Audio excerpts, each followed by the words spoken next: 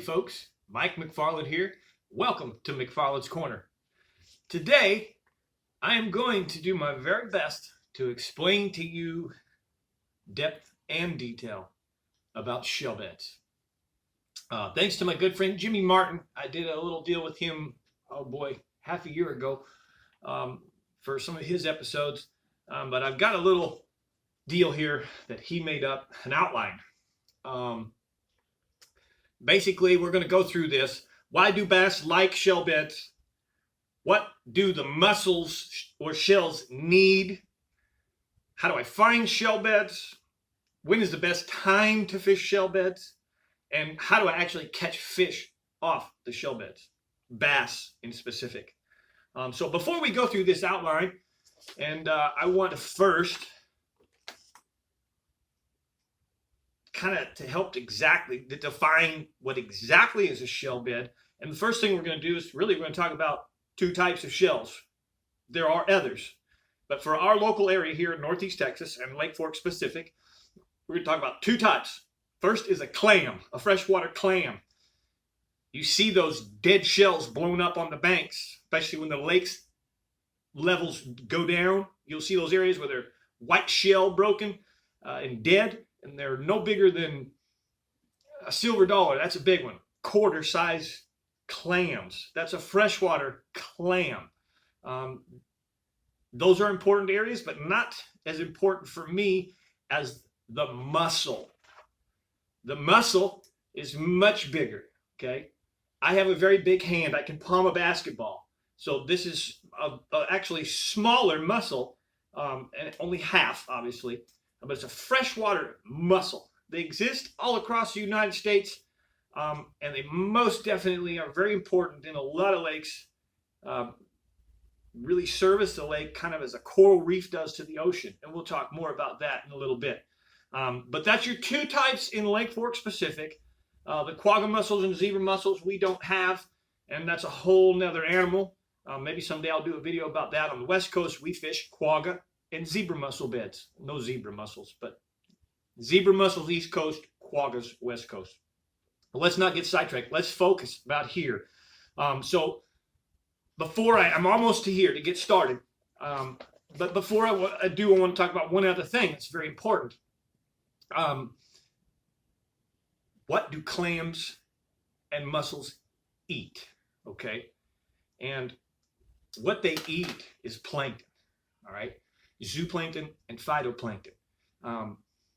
They filter the water and they filter that plankton. That's a food source. Well, that is very unique because zooplankton and phytoplankton is a very super high concentrated protein. It's a life form, a microscopic life form that all creatures born in the water, pretty much almost all anyways, feed on as little babies, baby bass, baby minnows, baby everything, baby crawfish, even grown-up crawfish. But more importantly, the shad. Shad feed on plankton. That's the food source for shad, both gizzard and threadfin. Uniquely enough, plankton in the ocean, the largest mammal in the ocean, a whale, huge 60-foot whale or whatever, giant, several thousands pound whale feeds on strictly krill and plankton. All right, so that super high protein concentrate is what the shad feed on, and that is why it's important for us. Not only do the shad feed there, the clams and mussels filter it. All right, so now this all of a sudden makes a place for concentrated plankton, clams filtering, shad coming to feed, bass coming to feed. It's a dinner table. It's like a coral reef to the ocean. All right, so now let's get into this. Why do bass like shell beds? Well, we've just kind of answered that. All right, but let's go ahead and go forward, and we're going to tell you about it. Why do bass like shell beds? Well, first of all, it's a source of food. Not just shad, but other species. Remember, we talked about lots of baby stuff. Life of the lake is born in those shell beds. The shad themselves like to lay their eggs in those shells, so that when the eggs hatch, the eggs have a high percentage of plankton, boom, to feed on right as little babies. All right, so it's a food source. Second, basically most of the time, and we'll talk about this in a minute, it's a hard bottom area. The mussels, we'll talk about what they need in a little bit, but that tends to be a hard bottom area. And bass and predator species, they like those hard bottom areas. The shell beds tend to often also be located near some good structure, and or on the route where the bass comes in goes. Okay, so when they're coming in for spring, coming in to migrate into the shallow backwaters to spawn, they're following those creeks and those ditches and drains. Any of those shell beds that are on the way are dinner tables for them to go visit. All right, so that's kind of why the bass like a shell bed. It's a food source, like a deer feeder is to the deer. Okay. Now, what do the mussels need? What does the mussel actually need to exist, or even the clams? The first and most important is current. All right, since they're filters, they don't have fins, they can't swim around, they can't move. Well, they can, but not very fast, and they don't relocate, so they tend to thrive in an area that has high or consistent current day to day. Rivers, lakes that have generating power plant lakes that circulate water all the time, very consistent current. Makes it a little easier to predict when and where those shell beds are and when they're active. Okay, like Tennessee has a lot of power generating. They open up the dam, the water moves, and those shell beds on those ridges and points that stick out come alive, and the clams are feeding, and everybody's happy, and it's alive. It's happening like, again, a coral reef to the ocean. So second is they need elevation. They tend to be out on those humps, points, ridges, and or a flat coming up out of deep water. So that elevating area is where the plankton can build, and it's where those clams and shells will build, the mussels will build. They've got to have some elevation, which catches the current, catches the plankton. In some cases, can make an eddy maybe even. And back in that pocket, that plankton gets concentrated. So it's even better for the filtering from the clams and the mussels. And again, final four, what do they need is exposure. Exposure to what? The current. All right. North and south winds are pretty predominant. On Lake Fork, the long points, just about every one of them that sticks out has some kind of shell beds throughout it. The whole thing itself is not a shell bed. There are locations of areas that thrive, areas where the shells are grown, where they're young, where they're old. Just think it's Mother Nature at its finest. All right. But exposure to current is what we mean. That's why I like wind-blown points. I want to fish those wind-blown points because I know it's a dinner table. The plankton's being stirred. Everything's up in there. Even all the little small stuff's being stirred. And if the fish come to that, they've come there to eat. And that's like lions waiting on gazelles. All right? So let's move on. How do I find the shell beds? We've talked about this before. I have a great video on YouTube you can watch with your sonar how to find them. But let's go ahead and go through it. You're going to look for hard bottom areas on your graph. I'm not going to do a graph lesson today. I'm just going to be brief.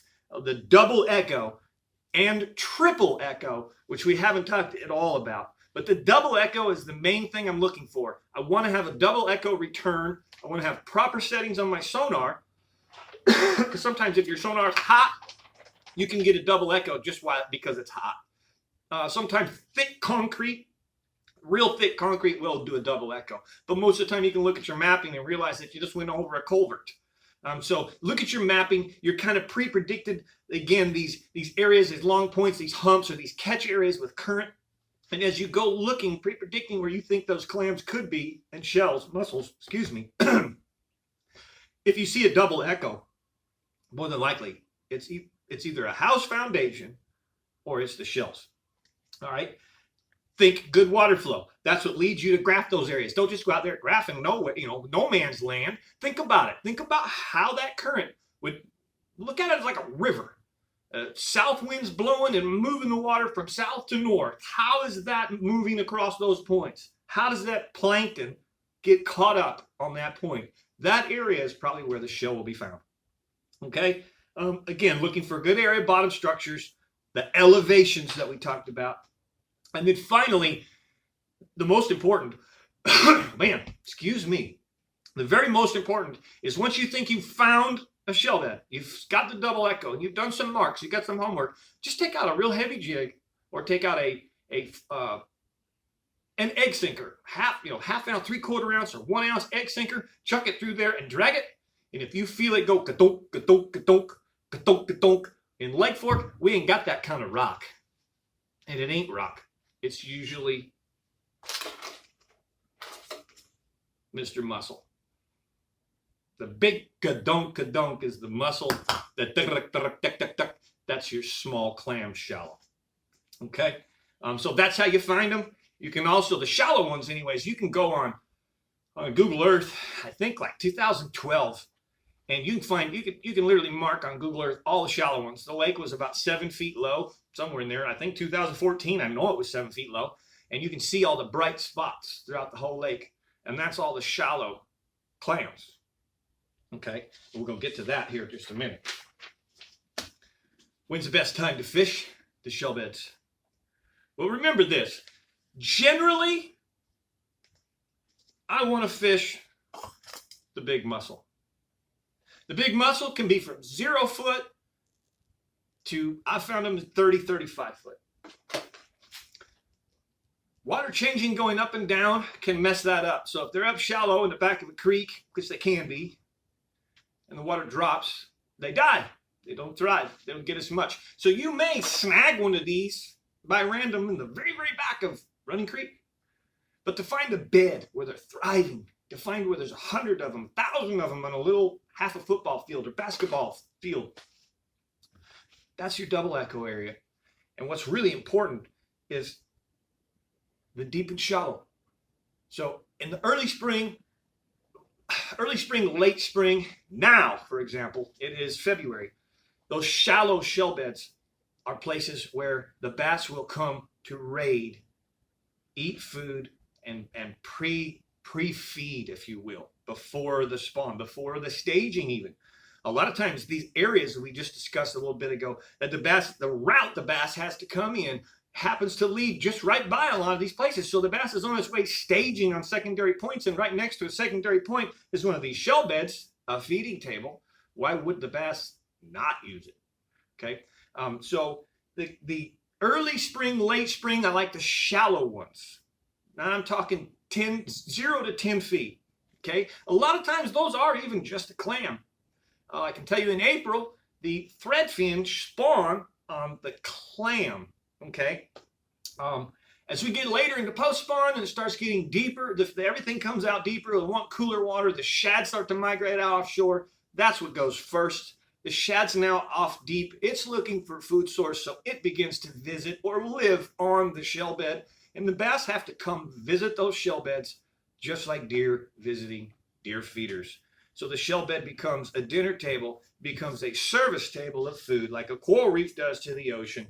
And that is really cool. As the summer progresses and we get hotter, I can tell you it becomes very nomadic. It becomes when the bass want to come. At first, post-spawn, a lot of those deep shell beds are unbelievable. The bite in May and June, when they're post-spawn, is outrageous because they go to those shell beds and it's like an infirmary for them. It's full of food of all kinds. Remember, not just shad, a little bit of everything. It has a cooler bottom, a hard bottom, which they like. And now there's these shells in there, even making it cooler, kind of like a dog laying on a tile floor in the kitchen. They're post-spawn, they're beat up, they want to recover. So it's an infirmary. They're resting on a nice cool bottom right amongst food all around them. And no wonder when we find a spot like that we just beat the bass up. So May and June, that post-spawn bite is deeper, and it's the big mussels. I love it. Hope you're enjoying this. We're pretty much about there, guys, to the end of it. I hope you're getting this because this changed your fishing. It sure has changed mine.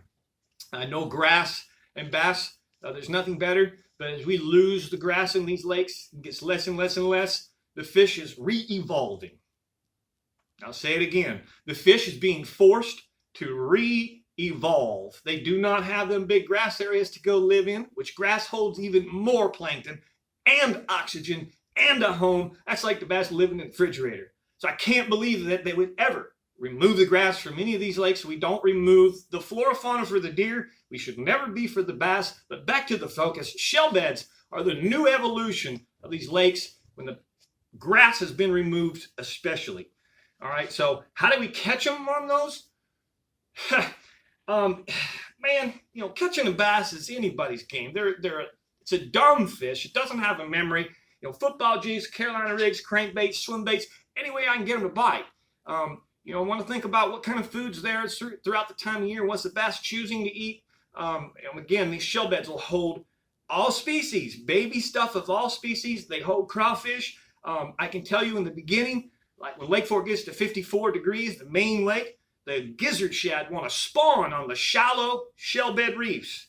They dump their eggs. The eggs are born right there in high plankton source. So we're talking big baits, big weightless flukes, big swim baits, the 316 swim baits, man. Boom, that's when that big bite can be the best. You may not catch a lot, but when you get bit, you catch a big fish. So, you know, really anything you'll eat is how you want to catch them. The second thing, and I don't want to misconstrue you here, but firing up the school. Normally when the bass come to a shell bed, they've come there to eat. They're already fired up. But a lot of times, because we talked about that the shell bed can be near an area or a structure that the bass is holding. So within 20 yards, 50 yards or whatnot, or maybe less, some trees that are right on the outside edge in the deeper water.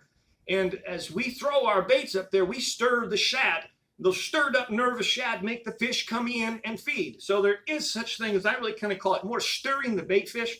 But firing up the school, yes and no. I like to fish shell beds that are windblown, that are already activated by the wind and the current. And that way when the bass come there, it's not rocket science. It's just a feeding grounds. And the bass that I catch are easier to catch because they want to eat. They don't have to be tricked, fooled. They've come there already fired up with the intention to eat from the shell bed.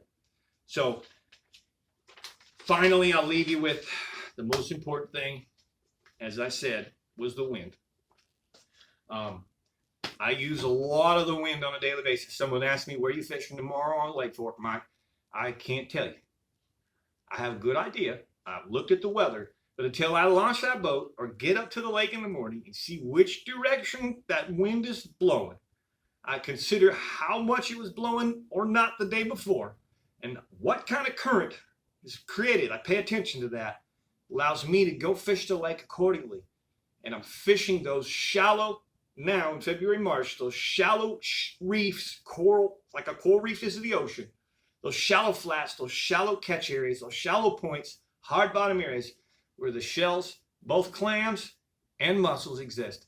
And that has been my secret. So I'm Mike McFarland, the Lake Fork Guide, giving it to you as real as I can, hoping to improve your knowledge about general bass fishing, but specifically right here on Lake Fork, how to catch a big one. Thanks for watching. I sure appreciate y'all. Don't forget to subscribe. If you're enjoying this, find me on Facebook, Lake Fork Adventures Guide Service, and give a like there. I also do some other things on Instagram as the Lake Fork Guide. Again, take care and great fishing.